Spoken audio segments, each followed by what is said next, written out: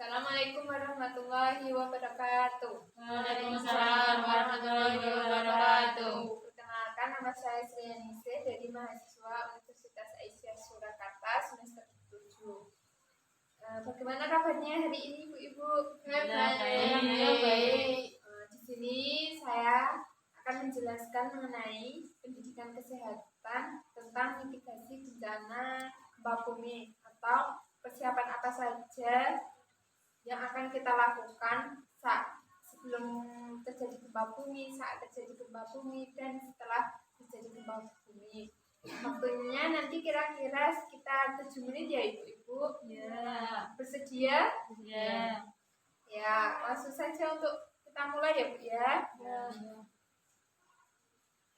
Sebelumnya apakah Ibu sudah mengetahui apakah itu gempa bumi?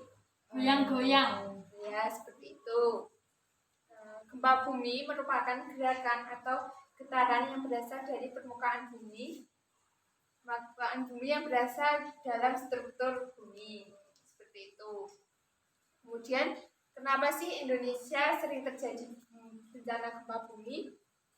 Karena Indonesia itu terletak pada 3 lempeng besar di dunia, yaitu pertama lempeng Eropa Asia yang berada di utara, kemudian lempeng Indonesia Australia yang berada di selatan, dan lempeng Pasifik yang berada di timur.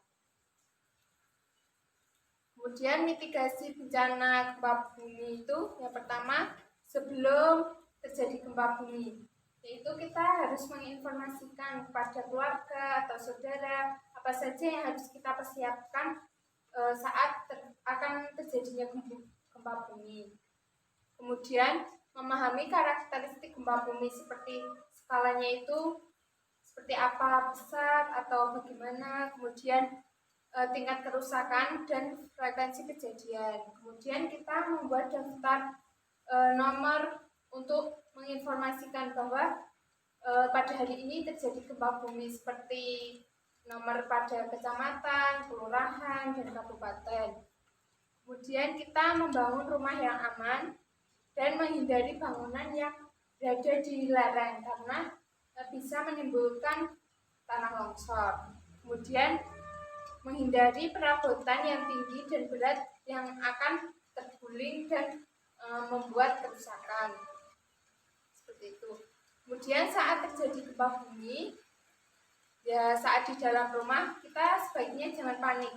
Kita bisa berlindung di bawah meja, kemudian menggunakan bantal untuk menghindari kepala kita agar reruntuhan tersebut tidak mengenai kita. Kemudian jika kita berada di luar ruangan, jauhi bangunan-bangunan yang tinggi, kemudian papan reklame, listrik agar tidak jatuh mengenai kita. Kemudian usahakan dapat mencapai daerah yang terbuka seperti lapangan yang tidak ada pohon-pohon yang besar. Kemudian jika berada di ruangan umum, kita jangan panik. Kita sebaiknya berlindung di bawah meja, jangan keluar karena kemungkinan tangga-tangga itu dipenuhi banyak orang. Kemudian menjauhi benda-benda yang mudah terguling seperti meja dan lemari. Setelah terjadi gempa bumi, sebaiknya kita menghindari puing-puing yang tajam karena bisa melukai tubuh kita. Kemudian segera evakuasi anak-anak, kemudian lansia ke tempat yang aman. Kemudian periksa sekeliling dan bahaya dari api dan menghindari jalur listrik. Seperti itu ya Ibu-Ibu. Bagaimana penjelasan yang saya sampaikan, sudah jelas? Ya, Mbak. Adakah yang ingin ditanyakan Ibu-Ibu? Kita kalau biar biar fasih untuk mendapat informasi itu bisa didapat di mana aja?